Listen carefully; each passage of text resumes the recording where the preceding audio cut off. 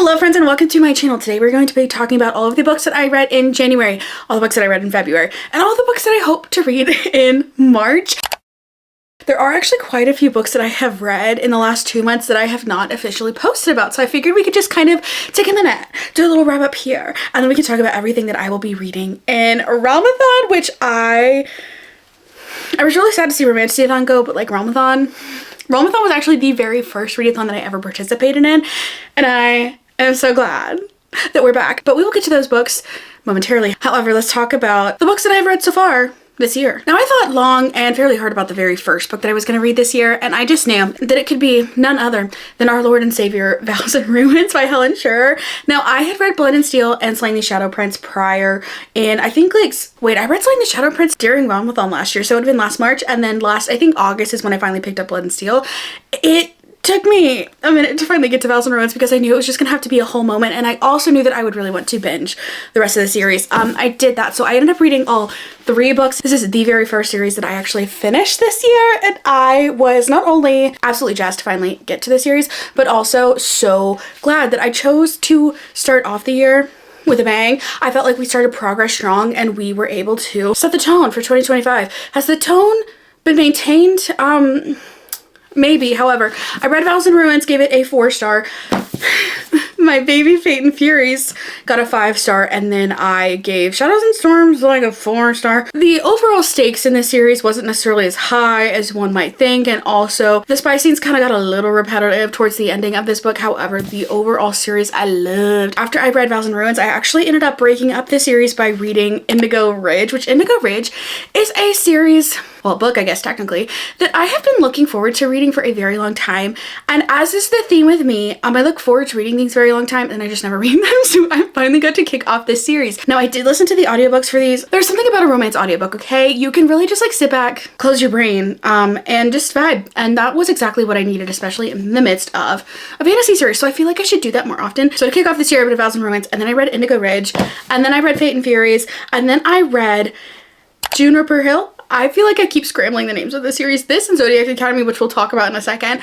I read Juniper Hill next, and then I ended up finishing off with Shadows and Storms. What is that series even called? Indigo Ridge? Is it literally Indigo Ridge? There's no way it's Indigo Ridge. I don't know what the series is called, but I would give it so far a kind of 3-star. Like, it was very much so just like enjoyable to just pop on in the background, have a little palate cleanser. I wouldn't call it anything that's really changed my life by any means. Would I call it the most perfect romance ever? No, but was it fun? So I did in fact enjoy that. Listen, I know that this bright is very, very light. I'm hoping I can at least save it in post just a little bit. However, it's currently 12:11 a.m. I've recorded this video. I think I've recorded this video twice now, and both times I was recording in slow motion because I apparently don't know how to use this camera. But we're making it here now, and I'm really hoping that this is not in slow motion, but I'll find out later, I guess. Hee. Goodreads, where are you? Sometimes when I get really excited and talk really fast, I forget to breathe, and I'm like, okay. I either need to remember how to breathe or, work out. Both could be good. So after the events of completing the Legends of Thasmar series, as well as at least starting the, what is this series called? The Edens. Oh my gosh, please help, send help. It's midnight, help. I read none other than Onyx Storm. Okay, listen, Fate and Furious is a 5-star. That was the first 5-star of the year, but the second 5-star and arguably the more solid 5-star was in fact Onyx Storm. Now, I was an Iron Flame disliker. I wouldn't call myself a hater, but a thorough disliker. Okay, we have redemption. I liked Satan in Fourth Wing. I thought he was good. I thought he was pretty good, but he wasn't just like top tier for me. And then Iron Flame happened and I was kind of like, okay, we're gonna have the same argument over and over again. And then Onyx Storm, there is a reason why so many people are absolutely gagged. If you've not read Onyx Storm yet, which first of all, what are you doing? Second of all, the impact that everyone is having currently is because this book is just Xaden, okay? And he gets to have all of his little moments that he ever possibly could have. And so many people are absolutely gagged, crying, screaming, kicking, throwing up, all of the emotions that you could have, they're experiencing because of the romance in this book. Okay, I have to put it down before I continue, because I will, and I'm gonna do it again and again and again, maybe a couple more times after that, and then again, and then I might stop then, but probably because it'll be like next day by that point, and I will have like work or something. I don't know, but big fan. Now, I followed up Onyx Storm with a book club pick. I'm really upset that I did not like this one, to the point where I gave this one 2 stars, and 2 stars is kind of unheard of for me, to be honest. I probably actually could have given this 1 star if I rated like a normal human being, but I just love to love things and I don't like to dislike things, so 2 stars what I give it. This is none other than The Last Letter. That's not it at all, sorry Rebecca. In 5 Years by Rebecca Sturl. Okay, there were moments in this book, I think why I gave it a 2 star versus a 1 star, because there were moments where I was like, oh, I love this. I had a good time. This is a super short, sweet. Here's where I pause, because I'm like, do you describe this as a romance? Do you describe this as lit fic? Do you describe this as contemporary? What? Because it's described as a love story, okay? There is no love. There is no romance in this book that I would say is good, that I would really recommend reading about. There are some relationships in this story that are incredible, and then there are other relationships that are just less than. I was kind of curious if the ending, like where the ending was going to go, if I was going to end up liking this, and then the ending happened and it locked in, just like, ew. I think that if you were more of a contemporary slash like fit girly, you would probably like it more. I'm not, so I didn't like it. Moving on. However, I will say that this was a really good post Onyx Storm book, because honestly, after reading Onyx Storm, I wasn't gonna like anything. Like, I had no chance, and it felt like I wouldn't want it to be a book that I would actually like, so knowing that I wouldn't necessarily like that, and I was just listening to the audiobook, so it was fairly low stakes, didn't take up too much of my time. Honestly, I fully recommend. I mean, not like fully, because it, like, I wouldn't recommend, but it could have been worse. And then I read none other than Zodiac Academy, The Awakening. Now, if you are unfamiliar with the lore of Zodiac Academy, and I feel like I keep talking about this because I'm still absolutely shocked by the fact that I liked Zodiac Academy. Hello, do you need something? Come here. Oh, okay. Hi. Thank you, thank you. That's very nice. I read 70% of. Thank you. Are you good? You done now? No? So I read Zodiac Academy like 2 years ago, hated it. And when I say that I hated it, and remember how 2 seconds ago I said that I don't like to hate books, I hated it. Okay, listen, I feel like I didn't 100% have my expectations where I should have with this book. And then by the time that I started reading it, I was in a slump anyways. And then every time that we just kept doing things, I hated it. We're gonna talk about Faybook instead of Facebook, and we're gonna drive Ferraris instead of Ferraris, and we're gonna have Playfay instead of Playboys. I couldn't read it. No. So I forced myself to 70%, hoping it would get better, and then it never did. So I finally DNF'd it at 70%. And it was a DNF in which I was so ticked, okay? I hated it so much. And when I describe the upsetty spaghettiness that I was currently enduring, I don't think that I can well enough describe it. So all the girlies are reading Zodiac Academy again, and I've always been upset that I haven't been able to like it, because everybody likes it and I want to like it. I just want to like things, okay? I just want to have fun. I just want to enjoy things.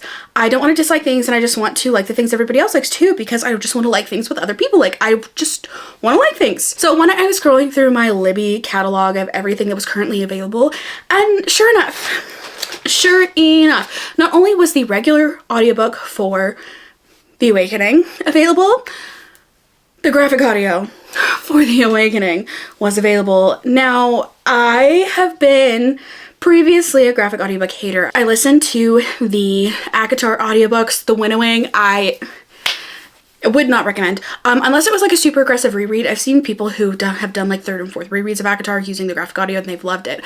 My first reread, The Winnowing. I just couldn't get over The Winnowing, okay? And then I also managed to, at some point, I sampled Elantris.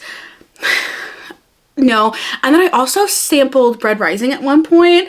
Now, I think I could get behind a Red Rising graphic audiobook, but I ended up reading Red Rising with my eyeballs. I read it physically. And then whenever it came time to do my 4th Wing audiobook reread, I managed to get the graphic audio from Everand, and I was just curious because I kind of wanted to have a reality TV feel.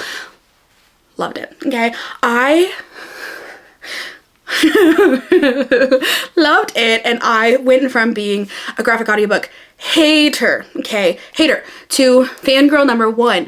So when I saw that Zodiac Academy had a graphic audiobook, I figured it could be just a really silly, goofy time, and maybe it would really help us aggressively lean into just the silly goofiness, and it did. Okay,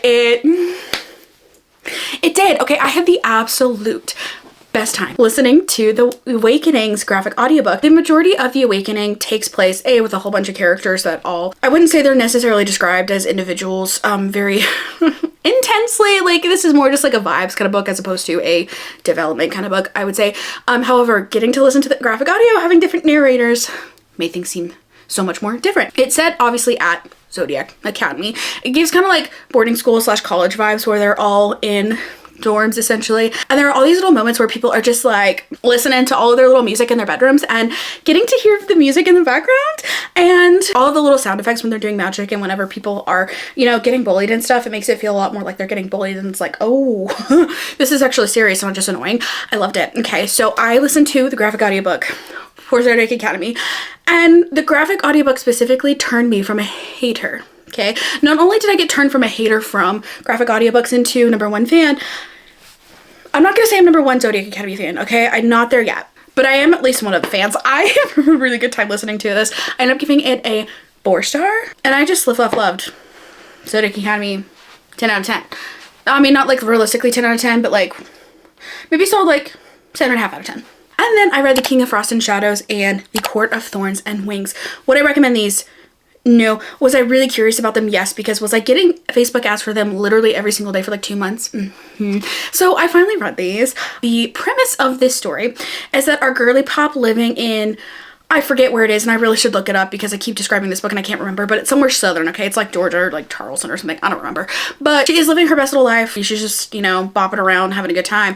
And then all of a sudden she gets drugged like through a portal into a fae realm. Come to find out she is in fact not human, and all of her memories that were missing from when she was 11, it's because she, you know, stole off to the human world because she from the fae world, and you get to see her little journey, we can call it. Now, the first portion of The King of Frost and Shadows was so terribly boring to me, and then we got into the trials and it started to get a lot more interesting, and then The Court of Thorns and Wings, whatever this is called, was starting to get a lot more interesting with the plot. Things were going. I, you know, liked it enough to continue into book 2. Would I say that this is something you should read? I mean, if you like just had the time and you were looking for something, yeah. Was it bad? No. Was it great? No, not necessarily either, but I did read it. So after reading 2 fantasy romances that were just like kind of there, I finally finished Garnet Flats. Now, I had been listening to this literally, I think, from January 11th to February 8th. I spent literally a month listening to this audiobook. Now, was I entertained? Yes. Was I interested in the story? Yes. Was I interested in the characters? But was this really easy to put back down and pick back up again? Yeah, so I kept doing that. This is definitely a romance book in which I felt like I could just have it on in the background. I could have it ready to be played, and I wasn't necessarily going to click play, but like it was there in the background. So it took me a month to finally listen through it. I would definitely say that I liked Indigo Ridge, Juniper Hill more than Garnet Flats, but I also did actually surprisingly like Garnet Flats more than I thought I might. Foster honestly carried that book. I thought Talia was cool, but like also Foster. Honestly, out of all of the Eden men, I mean, Foster's not an Eden, but you get what I'm saying. Fan. The series overall has very much so been a 3-star series. However, it has been really fun to just have on getting it in the background. I've listened to all 3 of them via audio, so they have been just very entertaining. Pop on in the background. I can just kind of zone out and like focus on the audiobook vibes as opposed to focusing on the audiobook itself. I feel like fantasy audiobooks are just really hard to listen to sometimes, and romances aren't, so I definitely utilized that. However, I also, when I was listening to Garnet Flats, I was not in the mood to listen to anything. I was not in an audiobook mood, so I did just kind of let myself slowly pick that up when I felt like it. So it wasn't like I put it down and I didn't necessarily want to pick it up, but it was just like I didn't make myself pick it back up, and I was just kind of enjoying not having an audiobook going at the time. So I think that experience worked out pretty well for me. And then we read City of Ruin by Shrissa Weeks. Okay, listen, I gave this book a 4-star, I think. No, I did not. I officially gave this book a 3-star. I was curious if I gave this book 4 stars in the moment, and then now that we're here, I would back it down to 3, but no, I legit thought when I read it, it was in fact a 3. Now, I think the main couple in this series, they're fine. I think that their chemistry in The Witch Collector, iconic. I think the plot, interesting enough, but the problem with City of Ruin is that it starts in a different POV, and then it also drops a whole ton of names from lore that you learned kind of briefly and kind of in a confusing way in The Witch Collector, and you just start off the book from like what are we doing? And then by the time you remember, oh, okay, I don't feel like you got a really good recap at the very beginning of the book. So by the time I looked up the synopsis and the lore of the series on Reddit and finally got myself where I needed to be, and then I could proceed with the rest of the series. But I started it off on kind of like a weird foot personally. And then the main male character and the main female main character, their relationship, I was just kind of like, okay. But then we started to get some more development from these side characters, and these side characters, I was gagged, okay? I was so entertained by what was happening with the side characters to the point where I was like, the main characters, whatever. And then the side characters would come up and I was like, yes. So that was kind of a weird dynamic, but I love the side characters so much that The Wolf and the Witch, I started that audiobook. However, I got about 10 minutes and before I was finally like, I don't think I'm interested in this moment. I just don't feel like I really care. So I have now DNF'd the series. So I may consider reading this book later when there is an announcement, not only for book 3, but then also for when book 4 comes out. But for now I'm like, it's fine, moving on. I was like, wait, do I own all these books and I just haven't been holding them up as I've been talking about them? And I'm like, no, I exclusively was reading KU books that I didn't own and library books. So like, good for me for putting my borrowing abilities to use. However, we are switching to a book that I do own physically because the next book that I read, first of all, was the kickoff for Romantasy-a-thon, but also was the conclusion to a duology that I should have concluded a while ago. Oops. That book being City of Mirth and Malice. Now listen, this was an anticipated 5-star for me. Everyone that I have seen read this book has been absolutely gagged by it. Unfortunately, I felt like a lot of the emotional impact that was generated in book 1 that was supposed to carry you through into book 2, I had waited so long to pick up book 2 that a lot of that impact that had been generated had in fact now dissipated, and I just was kind of like, okay, cool. Like, I wasn't obsessed with these characters. I still liked them. I just wasn't like as gripped. I think I was disappointed by the fact that this wasn't a 5-star for me, but I did end up enjoying this a whole heck and ton. So if you have read House of Meat and Blood, I would fully recommend binging the series. I also really loved the audiobooks for these. Could have been better had I not done that. However, I did really love this series. I'm not a big duology person, but this duology I felt like was done in a way that I really enjoyed, okay? I really love Nico, I really love Mila, and I loved Nico's family. Like, they were just so entertaining to me, and getting to see all of the family dynamics between not only Nico's family, but then also Mila's family, and then getting to see other families even around them, and how everything in the city kind of worked. I didn't know that I would want a Peaky Blinders inspired fan row, but I needed it. The next book that I read in the month of February, Lady of Darkness by Melissa K. Rorick. Now, I struggle with this book because yet again, I had so many moments where I was like, I am down bad, okay? I am down bad. And then there were moments in which, I gave this a 4-star and I'm literally so excited to get into Lady of Shadows. However, the specific complaint that I have is in relation to the fact that we have our baddie girly pop assassin who from the get-go, we get to see her train, we get to see her credibility established very on, which I did love. What I didn't love, however, was that certain points, that I will not tell you about, in the plot were not very convincing to me because I felt like, hey, what happened to the baddie girly pop assassin? Girly pop queen? What? So excluding those particular moments, I love this book. And I think those particular moments even made me a little bit more mad because I was like, wait, I was loving this book when it happened. However, the plot that we get in this book 1 very much so sets up the rest of the world, but where we leave off at the end of this book, I am so beyond jazzed to get to Lady of Shadows. Like, I put this down and I immediately was just like, what do you mean that I am not going to read the next book next? Like, what do you mean? What do you mean?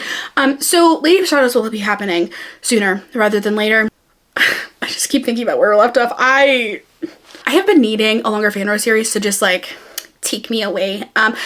Play to Prisoner series was doing that for me for a while, and then the last audiobook wasn't quite out yet, and part of what was doing it for me was the audiobook, so I pressed pause on that series. I've read through till book 4, now I have just books 5 and 6, which should be happening sooner rather than later. However, I've just needed something to fill that void. Could it be this? I don't know, but we might find out. Hopefully, it will fill the void. I need something to fill the void. I need to feel something. I can't with the ending of this book. I can't. I literally cannot. Okay, so Then I read Metal Slinger. I was not prepared for the way that this book read. I would say the first half of this book, let me back up. I have had this book on my TBR for a hot freaking minute, and again, it was a very, very, very highly anticipated 5-star for me. I picked this up and I was like, what? Because I really felt like I was reading a more fantastical version of Fable by Adrienne Young. Like, it just read so young, and I was like, are we all reading the same book? What? I was just really confused, and I was really thrown off by not only how this book started off, but how I was feeling about this book. And so I ended up getting, I think when I looked down on my Kindle, it was around the 48% mark, and I finally was like, okay, wait, I think I'm having a good time here. So at some point, it kind of shifts, and you get into less of a juvenile feeling, and then the plot starts to happen. Okay, the plot. Okay, I think part of the issue in this book was that the dialogue greatly, I'm not gonna say greatly suffered because it wasn't that bad, but like part of the reason why this felt so YA and so young was because the dialogue was just not, it was giving young, okay? And then I think by the time that the plot started kicking in, you kind of start to overlook that a little bit. And then the very end happened. Now, do I think that the very end, the dialogue was still a problem? Yeah, but does the overall plot and where we're going, yes, it does. What it does, I don't know, but it does. Okay, so there also has been a lot of news this week because this is not getting traditionally published. Now, I think that this could greatly benefit from an editor. I'm curious how much, or even if really they will edit this, because the plot has so much potential, and I'm just like, so in either case, I will definitely be picking up book 2 when that comes out. If you are looking to pick this book up, just know that it reads YA. It really does. It really does. So to follow up a book that was oddly YA, I read the next Zodiac Academy book. I really need a No Thoughts Head Empty book. I keep trying to call it The Reckoning. It is in fact Ruthless Fae. So book 2 we can say, because I keep confusing myself. I keep confusing myself with book 2 in Zodiac Academy as well as the Eden series. I keep calling it Juniper Ridge and Juniper... It's literally called Juniper Hill. I was about to say that that's the wrong name. I don't know. I don't know names of books apparently I don't own. Physically, I don't know what that. My excuse is that I'm a very visual person, and moving on. But I did in fact listen to and finish Zodiac Academy book 2. And if you're somebody who liked book 1 well enough, you're gonna like book 2. And book 2, I was very much so just vibing along. We had all these relationships set up, and now we're continuing to develop these relationships, and then the plot started kicking in at the end, and I was so like, wait, okay. but wait a minute.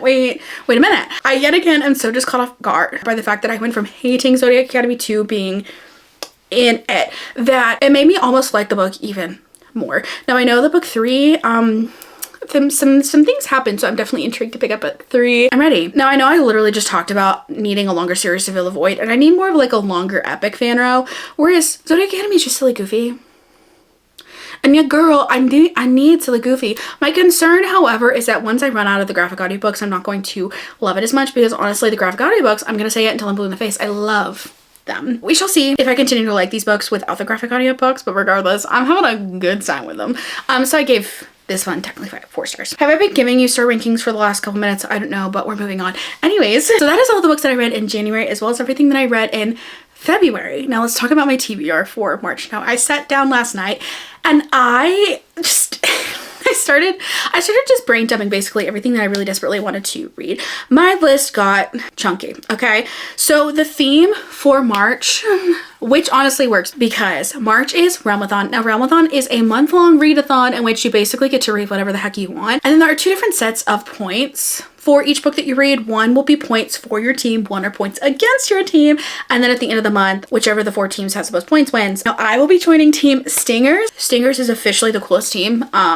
So if you haven't already picked a team, might I give you a recommendation? However, because this is a month-long readathon and there are reading sprints happening all the time, there are points happening all the time, it's just fun and it makes reading so much fun. I got so much reading done last year during Realm-a-thon that this year I'm anticipating a lot of reading. I feel like my brain, I need to read. There are also so many chunky books on my TBR that I've been not necessarily putting off, but I've just been like, okay, I'm gonna wait until I'm in chunky book mood. March is the time. March, we are reading all the chunky books. We are going to be absolutely feral readers. So let's talk about everything that is briefly on the TBR. So I started just brain dumping everything that I wanted to read, and then I filled up an entire sticky note, and it got a little chaotic, so we have rewritten the sticky note, and I've got some options to pick from. Starting with number 1. Okay, so we talked about being feral. In March, we're also going to be unhinged because we will be reading Feather So Vicious for the Who Did This To You book club. Now, Tori texted me a couple days ago. She said, what if we just pick something unhinged? And I was like, you didn't have to do any more to convince me. So that was the first option in the poll. And unsurprisingly, everyone was also feeling unhinged. I co-host the Who Did This To You book club with Tori over on Fable. Now, if you wanted to join, which you definitely should, there is always a link in my description box for the book club. This is definitely Feather So Vicious, and I wrote this down as Feather So Vicious. So we'll be reading, in fact, Feather So Vicious. Every book you should be checking your trigger warnings, but this is definitely one which you definitely want to check your trigger warnings because this is a dark fantasy romance. I'm looking at the book description, and honestly, this book seems so diva. It starts off with, more treacherous than war are the battles within a heart. Perched between branches and shadows, we watch, we scheme, fighting for a kingdom forgotten and forlorn, until we rip her away with our claws, our prisoner, our pawn, our plaything. She's innocent and pure, fragile and helpless, but oh so guilty by blood. She calls us beasts, wicked and evil, vicious and cruel. We are all that and worse. The 2-part story features 2 morally gray raven shifters, a young woman at the mercy of their shadows, and a happy ever after. This world contains dark elements, violence, and themes some may find disturbing. Readers can find more detailed information on the author's website. The very last sentence, I cannot.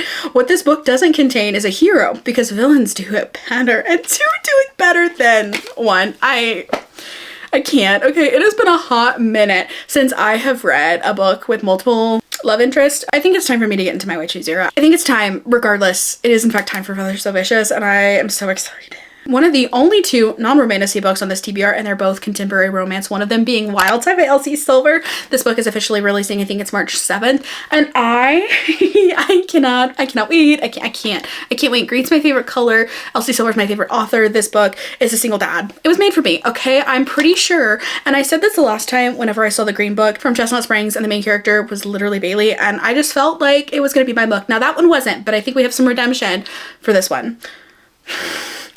I'm so excited. The other contemporary romance that is on my TBR, and then we'll get back into the romantasy, Fragile Sanctuary by Catherine Cowles, that I read.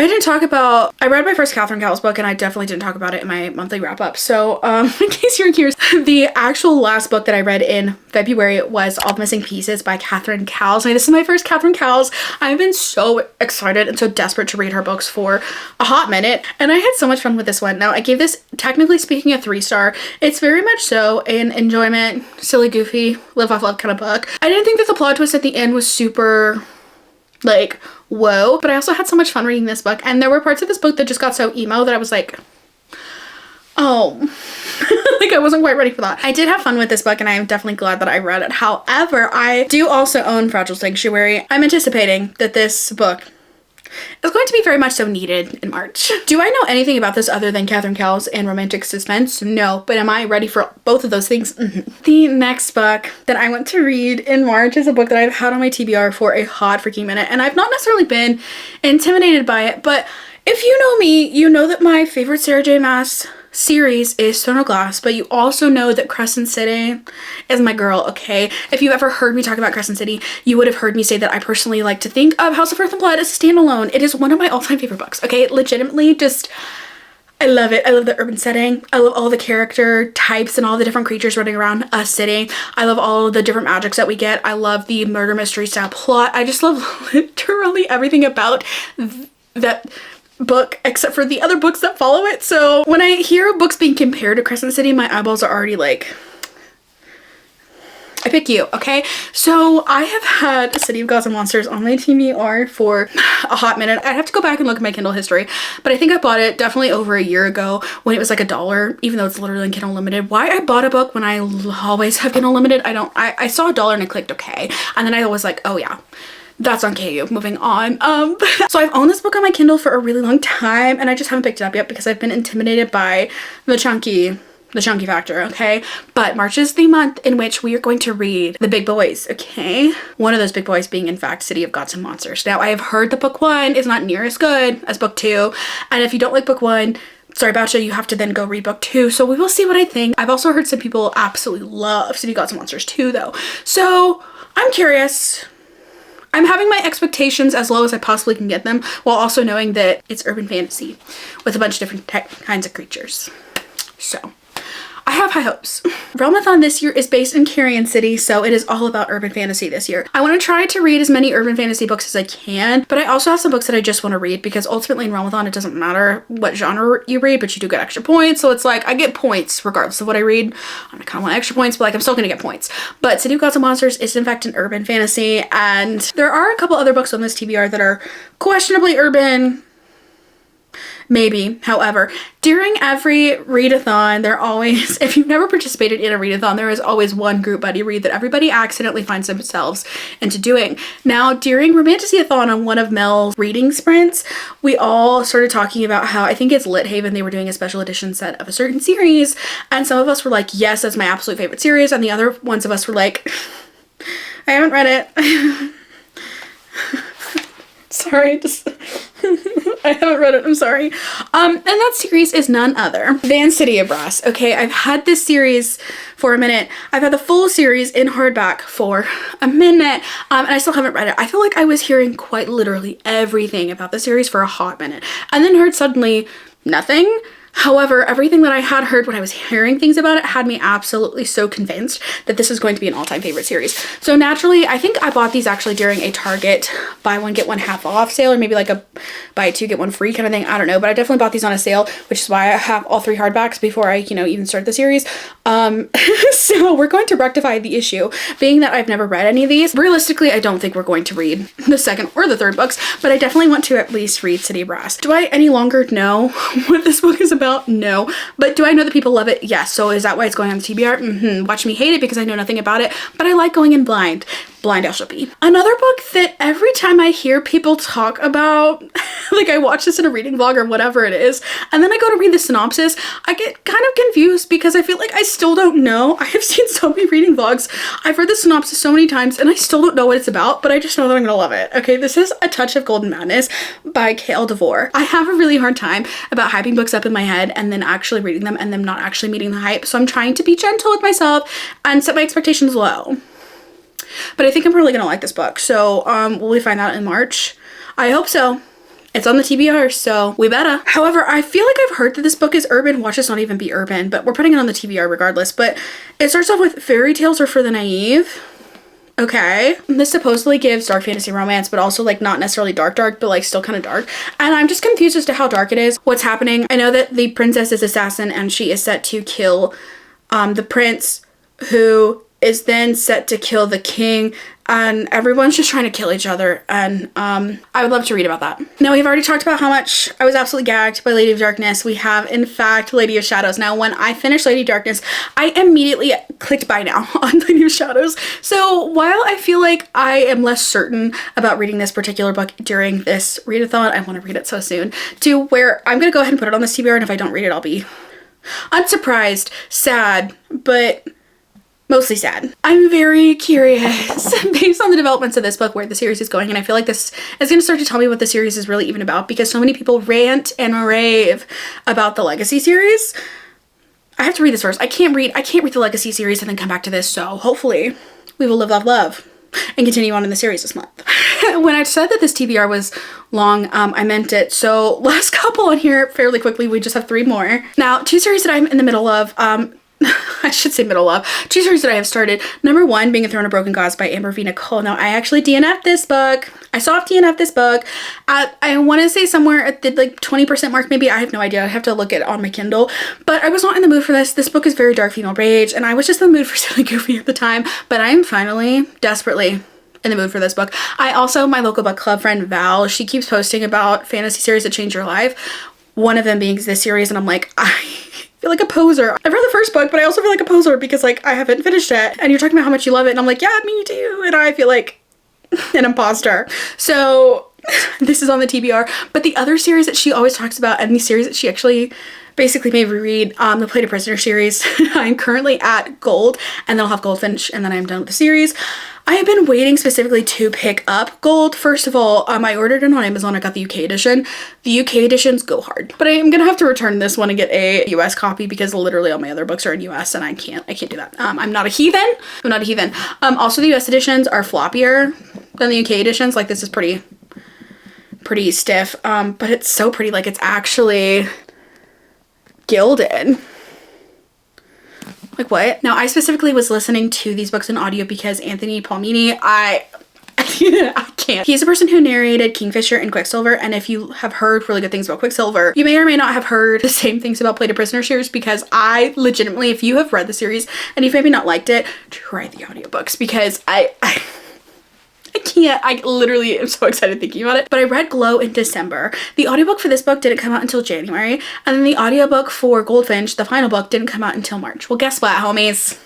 It do be March. So it's finally time to continue the series, because I just knew that when I finished Gold, I would need to immediately listen to Goldfinch and finally finish out the series. However, I don't really have any other books specifically on audio other than I was actually able to get City of Gods and Monsters from my library, and I do already have the audiobook for this. So I'm thinking that in the midst of this giant TBR, at some point I'm gonna need an audiobook, so I will pick this up at some point. Now, the very absolute last book that I put on this TBR, because I am feral and I just want to be a feral reader, and I also just want to reconnect with my Wattpad junior high self. Okay, it's not even a lie. I was more like freshman in high school. It was more like early high school. Okay, when I was younger, I was a Wattpad girly. Now, I call it Wattpad, not Wattpad, because the person who introduced it to me called it Wattpad, and I just could never get it out of my head. However, I lived on that app, and my favorite genre was werewolf, fantasy, romance. It tracks. Okay, that's the lore. Where my lore began, in fact, makes sense to where my lore has gone. However, I have heard nothing but good things about the Wolf King, specifically from Bookish Melissa. When she initially read it, I was like, oh. And then every time she shares something about it on her story, I'm like, oh. And she's like, and I'm like, okay. One of my other Booksterian friends that I'm actually in a book club with, she was like, hey, has anybody heard anything about this? And I was like, me, have heard, want, read. So I'm gonna put that at the very bottom of this TBR. I'm not sure at all where I'm potentially gonna fit it in, but it's gonna go somewhere, okay? It'll find its place, preferably on my read list. Anyways, that is all of the books on my March TBR, as well as all of the books that I have read so far this year. Now, if you have made it this far into the video, go ahead and leave a jellyfish emoji, because Team Stingers, 5 ever. Anyways, thank you for watching this video. I hope you have a great rest of your day or night. Or, you know, 1 a.m., midnight, who knows what time it is where you are, because it's, you know, not a normal time for me here, wherever you are, and I will catch you in the next one.